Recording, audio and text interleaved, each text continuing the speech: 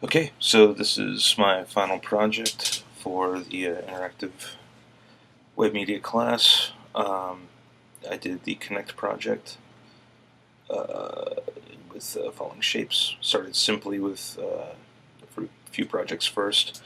The simple blob detection, which just to make sure that the camera is working properly, that basically I can make a shape, I can use the programming correctly with my machinery. So once I got that working, which actually wasn't a terrible struggle, decided to move on to something a little bit more complicated. This is called the flow sketch.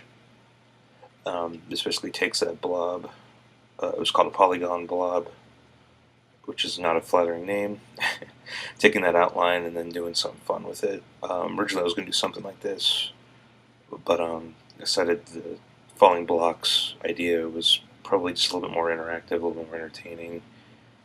So I concentrated my efforts on that. Not to say that this isn't cool. Yeah, just want to do something kind of fun beyond this. So once I know I got those both working, the tutorial moves on to going into the falling blocks. So took this person's sketch, and this is kind of before I really tinkered with it at all. And there's some problems right off the bat. You can see here, boom, you can see the triangle stuff, boom, my left arm. So I was having some contour problems with the sketch. After adjusting some code and going through different versions of processing, I was able to get rid of that triangle on the next sketch. But you can see the basic idea of it, the blocks falling, you are interacting with them. So I went from that sketch to this. Look at all those beautiful comments. Made probably a little less than 20 changes, about 20 changes, 17 which were pretty important. As you can see, that's the main sketch we're looking at now. There's that custom shape, and there's a polygon blob. The custom shape is basically the class that defines the falling blocks, and the polygon blob is what helps the body stand in front of the camera and be interactive. So hit and play on that. This is what the final product looks like. As you can see right away, different colors. You can see a stroke around the polygon blob. I made the shapes bigger because I just think that's a lot more fun. Most importantly, I think, if you notice the circle shapes, which we'll be here in a second, the circle shapes a lot bouncier, and it's kind of nothing more fun than it's me triggering the shapes.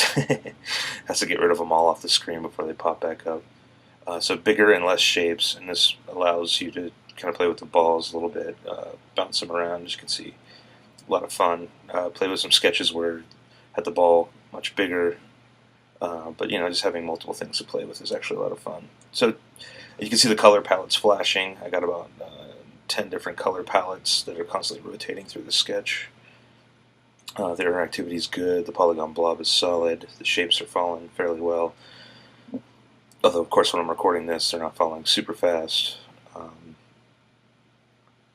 Still good times, though. I like the look of this. It's kind of psychedelic, kind of strobe-y.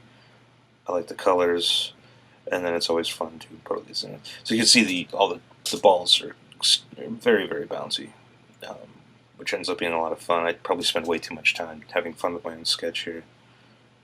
Big thumbs up for me. So a lot of fun work here. I was pretty happy with it.